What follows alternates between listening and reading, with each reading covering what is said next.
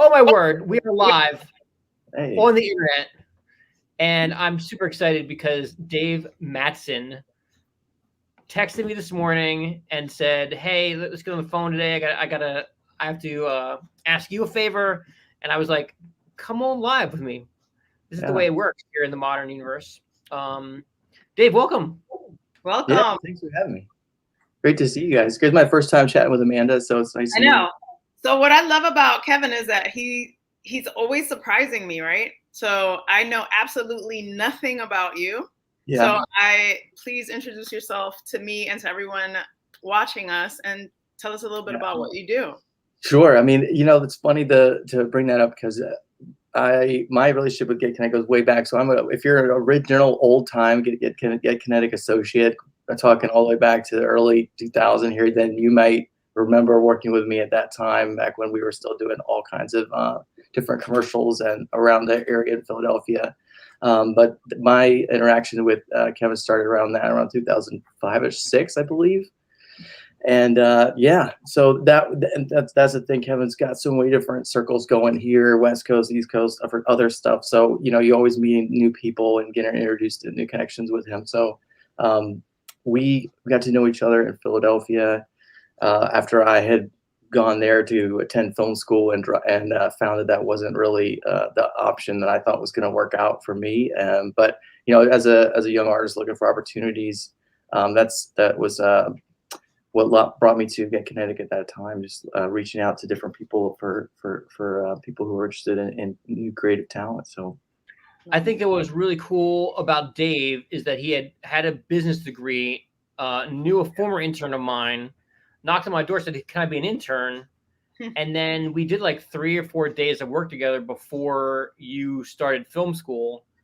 And then yeah, you were like first intern to like you came to my office one day. We were like, "Hey, can I buy you lunch?" And I was like, "Well, this internship's working out great already. I'm yeah. yeah, I've never had an intern buy me lunch before, so this is great. I'm Well, loving it." the funniest thing for people who are in production out there that will think this is funny, like the first thing you invited me to work on as a PA was something just on the streets of Philly. I think it was like right off of Spring Garden somewhere, like 13 to Spring Garden or something like that. And I showed up because I was having a business degree and having no experience in production. I showed up with like slacks and a collared shirt. I remember like having a tie in the car because I didn't know what I was supposed to wear. And I and I remember else was like looking at me like, who is this guy who's a PA getting coffee who thinks he's supposed to show up looking like he's going to present a PowerPoint at lunchtime? And it was, You were ready for the Cecil B. DeMille era. You saw too many pictures from Cecil B. DeMille era where the cameraman's wearing a shirt and tie. Yeah. yeah. I was holding a mirror that day, most of the day, down the street to get the lighting right, which was one of my first lessons in some of the lighting stuff that stayed with me to this day. But it was certainly not requiring me to have dress shoes. But you know what's so crazy though? Like it's just so commendable because it's like, presentation is everything. And when you really want something and you want to put your best foot forward, like you show up like for the job. And it's like nowadays, that's not the case. Like these kids, like I have a teenager, they like go to school with pajama pants. I can't hate on that though, because if I could have gone to school in pajama pants, I would have done it too. For sure. So spontaneously, Dave called me today. We jumped on the phone earlier. We're gonna connect tomorrow, and I'm gonna serve you. And then spontaneously, it's my last day getting out of COVID-19 quarantine out of my basement, and my wife is treating me and the kids because they're quarantining with me. So we're gonna play hooky and go see a movie. I started this podcast. I'm so excited for you. You deserve this. I was like, I'm about to show you guys, our viewers, a movie that I've seen before. I was super happy. I would love to watch it again with Dave, but I have family duties. So I'm going to start this movie that Dave directed. We produced it, Get Kinetic, with Dave, with his college dropout money. And and we're going to watch it. Amanda's going to see it for the first time, and then they're going to react. I'll probably be watching this and chatting in the car. But if you're checking out this video later, I already put in the chat the whole full film link on our Vimeo, on Get Kinetic's Vimeo. So, Dave, before I go, what do you want to say about Oh My Captain? Just to set it up for the viewers. Yeah, this is just a quick story about short film about a young person who feels really out of place and is trying to struggle through some issues at home and try to find his own identity and how he's gonna move forward and understand how other people are coping with difficult situations and how he should cope with them. He uses kind of escaping into literature and fantasy a little bit to help himself do that, and that's something that I felt like I did a lot as a young person. And it's one of the powers of film and one of the power of literature is it helps us try to find ourselves and walk through some of the hard parts of life. And so you're going to see that's just a little bit. There's a lot of other themes in here as well. So hopefully you guys enjoy it. This was a first endeavor, so it's fun to go back and take a look at it. Amanda's watching it for the first time, so it's about a 15-minute film. Hang out 15 minutes, watch the film with Amanda and Dave, and then we can chat about it afterwards. I'm just going to give a shout out. We did some great casting on this. Our producer Paul Irwin helped us there, as well as I think we went to Michael Lemon casting back in the day. Mm-hmm. And we have a young Charlie McDermott, who you guys might know from The Middle. Seamus Davy Fitzpatrick, who you might know from the 2006 version of The Omen, and our friend Rebecca, who's just an amazing actress. Our three leads here, I guess. So, all right, let's play it, and I'm going to go to the movie. Here comes. Oh, look at Beth! I love this film. Thanks, Beth. Now I'm really looking forward to this.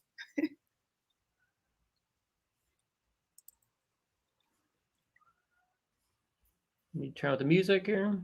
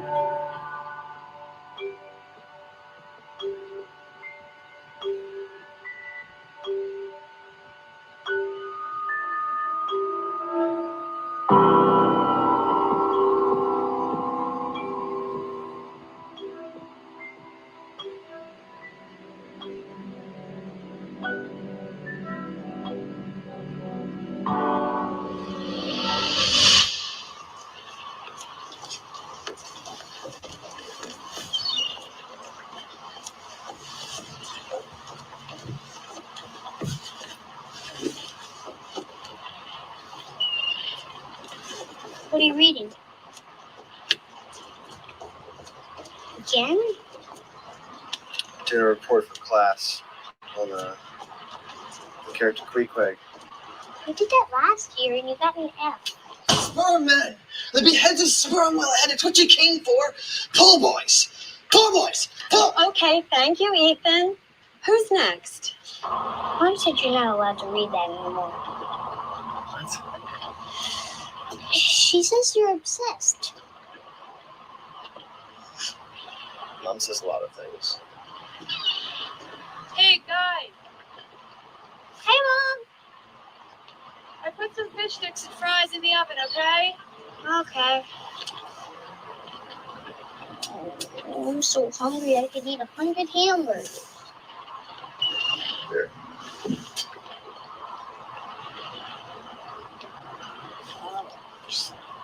Just drink a little bit, alright? Feel better. Really? Yep.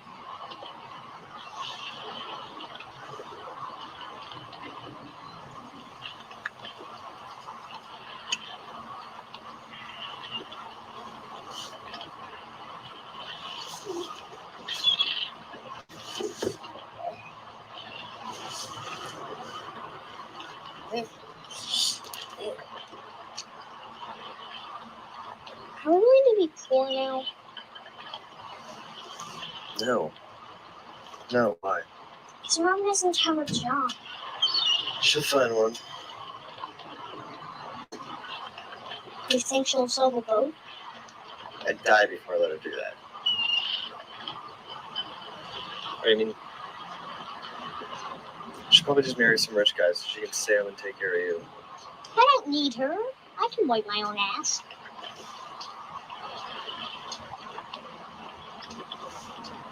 Did you hear Mom crying? Train wreck.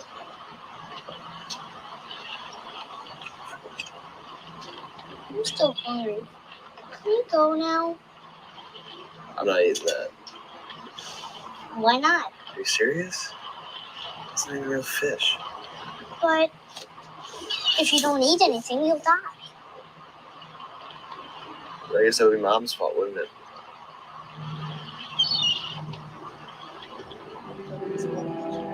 They never work. We always have to re-gauge it. You do that with a fueler gauge. Feet, eyes? Yeah. She got what? Remember that time we went out for stripers? No, go to that new marina and you ran us into the sandbar? It's real simple to remember. Red, right, returning. Going back into port, keep the red buoys on the right-hand side of your boat. Or start. Are you going to get a tattoo?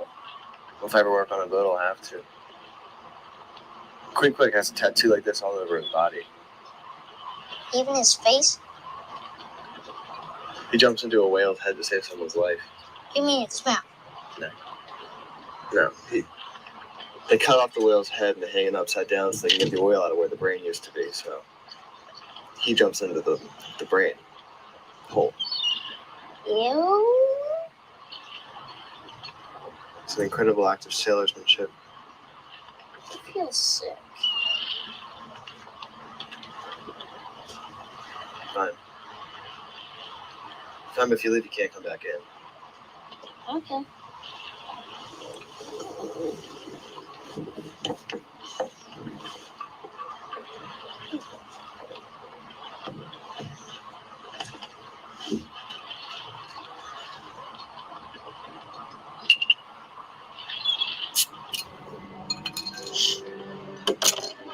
Where you going? It's going with me, that's why. Leave the kid alone. You know what? He does just fine with me. It's when he's with you. That's the Oh, is that what problem. this is all about? That certainly looks like it. I don't see that anything has gotten done here. Nothing. Okay, maybe you want to be exactly like you and be a control freak. You have no nerve talking to me like that. Will you just shut up and leave me alone? It's really appropriate. You are so full of Let's just go back inside before you see. Oh, you've really got it under control, Captain. That's it. I have a lot of anger. Why do you gotta keep bugging me? I come in here to get away from you. Now get the hell out of here. Disappointed, Ethan. Really, I am. I expected it from you. but not from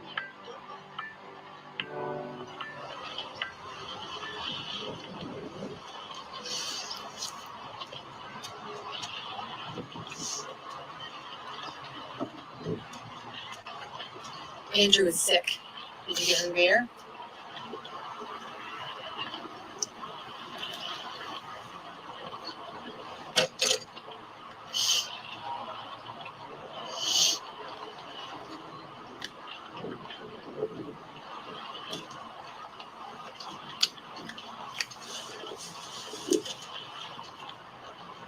So,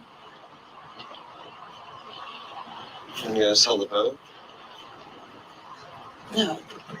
Why would I do that? Because you hate it. I don't hate it. Yes, you do. What? You never went out with us. I never went out because Father didn't want me to. Why did he ask you all those times? He wasn't really. He was just doing that for you.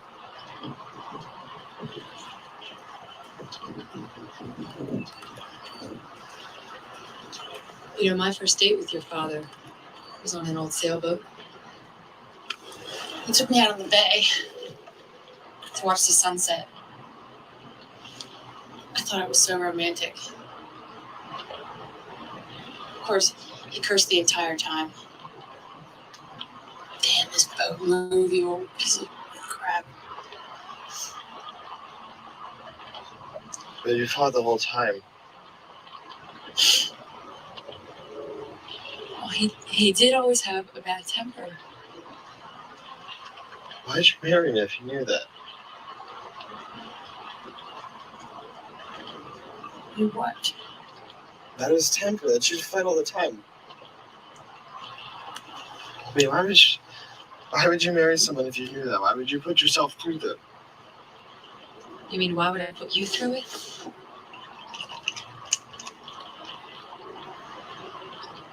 When we first met, I was crazy about your father. I wanted to be around him all the time. I even kind of started to dress like him.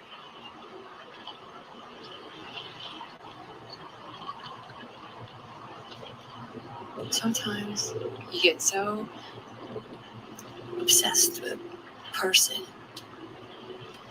or an idea. You do things that just don't make sense. Like Ahab. He keeps going after the whale even though he knows it'll kill him.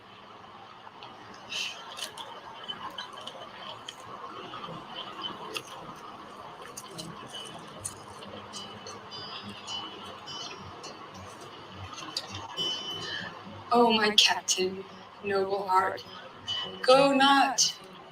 See, it is a brave man that weeps. Lower away, cried him.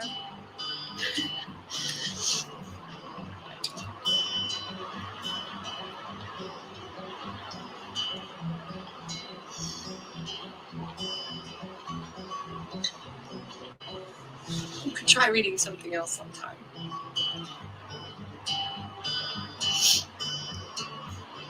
You know, I have a collection of Jane Austen.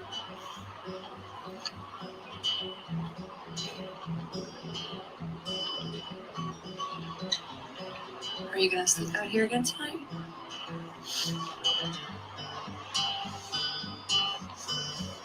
Yeah.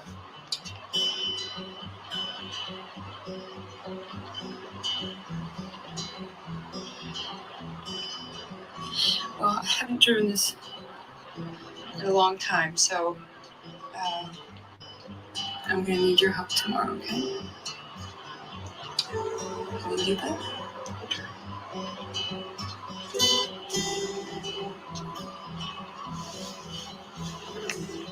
Good night.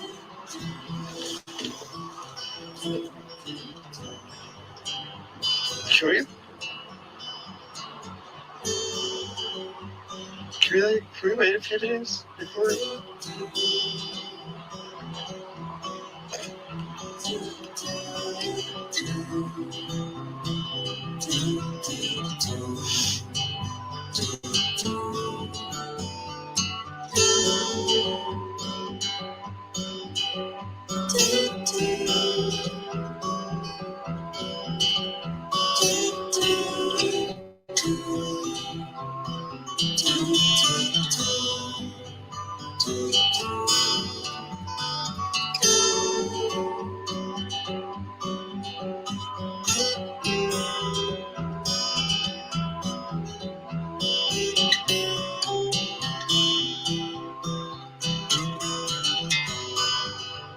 Ready?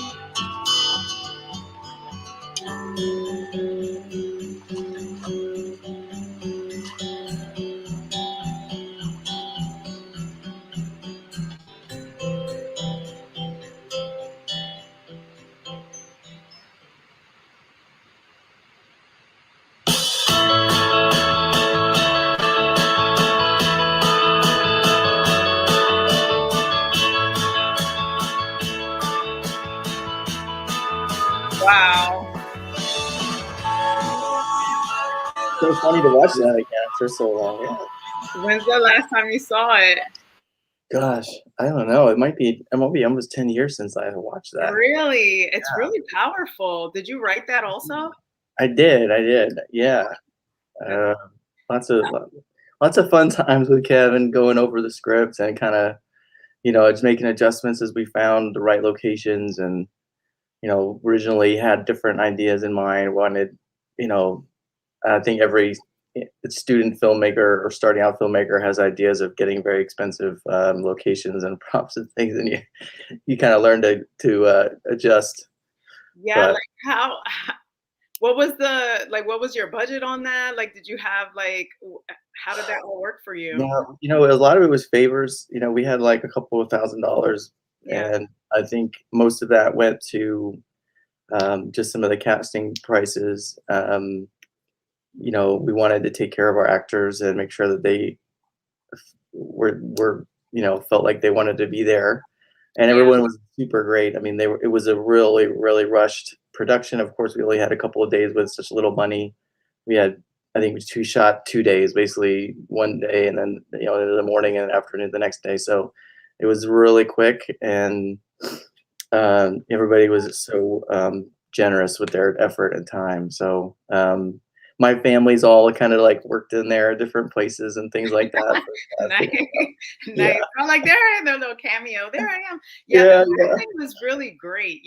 As yesterday we were talking about how it's really hard for me to watch film as a filmmaker because I like break everything down. I listen to the music, which I loved in this film, by the way, the editing, the acting, the everything. It's almost like I'm on punishment when I watch movies or films because it's like I can't even really enjoy it. But let me tell you honestly, and not because you're on here, like I really enjoyed that.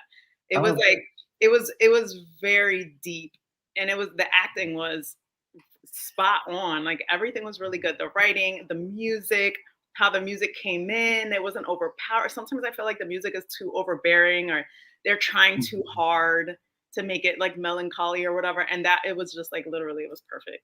Oh man, That's a nice piece. you say that. 10 years old, like get out of here. That's amazing. Yeah. Well, just shout out then to my friend Steve Gretz, who wrote the music and performed that music for that for us. Just for just as a friend, and then Dan, who was the editor for Get Connected for a long time, did a lot of the editing and color correction on that, which was really helpful. And then Steve Ford, I know Kevin's still working with Steve Ford. He did all the animations for the credits and the closing credits. So his drawings, of course, he sketched that out in like 10 minutes. The guy's amazing. He's just like, oh, you want a whale? Yeah, do it. Some people are just awesome like that, right? Just in case anybody's missed it, I'm gonna put it on here. Okay. Hold on. Here we go. There's the Vimeo for the short film we just watched. It just is really deep and emotional. Literally, my eyes got watery. I'm like, oh my god, this is really good. If it was like a little bit longer, I think I would have cried. Literally, no, I'm serious. We were pushing to try to keep it a little bit shorter because of just trying to fit into different festival contexts. Yeah, the times and stuff like that. But it was challenging. So Amanda, where are you at? You're filmmaking here in LA. I met Kevin actually on set in North Carolina in the early 2000s. We were both working on a film. I was the actress, he was the DP. And then when we came back to Philly, the world's so big, but it's so tiny. And the filmmaking circle in Philadelphia is so small. We just always tend to run back to each other in some way, shape, or form. And we just have been, working with each other throughout the years, knowing each other, working with similar people. And I moved out here to LA mid quarantine, mid COVID. I thought it was a good idea. I'm like, hey, the world's crazy. Let's move across country, me and my son, And we moved out here, and then Kevin hit me up out of the blue and was like, hey, do you want to do some admin work for me? And I'm like, it's perfect timing. It's perfect. So here we go again, me and Kevin working. So, but I'm West Coast, he's East Coast, and it's still, we don't miss a beat. It's pretty That's awesome. that sounds about right. He's always got that motor going. So Right. I know. So, do you have anything you're working on now, or what do you got your hands in right now? yeah, well, when I reached out to Kevin, I'm in the middle of doing my PhD at Drexel and I do research in creativity and wonder and a few other things. But part of the reason I reached out to Kevin was to connect with him and investigate some of what inspires him and what makes him tick. And he has a really interesting background. A lot of people don't know about the aviary background that's part of the Hackenberg tradition. So Right. yeah, it's one of the things that always fascinates me is what inspires artists to make the kind of work they do. And so, I mean, for this film specifically, I had I had just been reading. I mean, it's not very subtle. I had been reading Moby Dick. It was almost a response to my love for that book. Yeah. Really inspirational read for me, and like I said, it helps people through challenging times. And so, uh, I find that literature does that, and narrative does that, especially for me. But Yeah. that takes different forms for different artists, and it's fascinating to look into what that is and how it works, and especially in relationship to education and how we look at how we encourage students to be creative and what it means to them to bring themselves and to bring their stories into their creativity. How do we encourage that in classrooms and make it so that all kids can do that, and all kids, regardless of background or whatever else, are encouraged to do it in their own unique way. Exactly. Actually, my favorite part of that film was when the flashback when he was in front of the classroom. Yeah, That was great. I was like, oh, I love, obviously we all love comedy, but that was yeah, such a nice little, like, in the midst of all the, sadness and drama, it was like, boom, a little bit of lightness, a little light. And it was like, Mhm. it was really cute how that was like, Yeah, just yeah. We originally had 3 different cutaways to, like, different comic things like that, and we ended up having we only have time to do the one. Charlie's I mean, he is amazing, and, like, I was a little worried about how that would work comedically because, just it's so quick, and if it's not funny, in that really quick moment, it's kinda yeah, lost, and, but, we did a couple takes, and I think every single one I laughed. I was like, "This is all good." He's just he was so funny and so pleasant. So yeah, yeah. he has a great look, that kid. He has a Oh really man. great look, right? Yeah, it was wonderful. It was a really amazing opportunity to help. Right, exactly. Yeah, that was spot on. I'm always really critical about comedy and about people trying too hard, and it was just Mhm, effortless, which I mhm. appreciate that. That's awesome. Well, congratulations on that. I know it's your old work, but when Mhm. old work is that good, I can just imagine what new work's gonna look like. So Yeah, congratulations. It was really great meeting you. you too. I enjoyed watching your film. Let's see, let's go ahead and put up here. Get Kinetic for all our peeps. Check out Kevin. Oh, where did he? Hold on, I'm trying to figure this out. Usually Kevin runs this show. Yeah. Hold on a second. All right, here we go. Yeah. All right. So anyway, thanks for joining us. Thanks for watching us, Everyone. and we'll be back later on this evening, afternoon for me, evening for East Coasters. Okay. Uh, Thank you very much, David. Great meeting you. Thanks, everyone. Great to see you. Bye, everybody.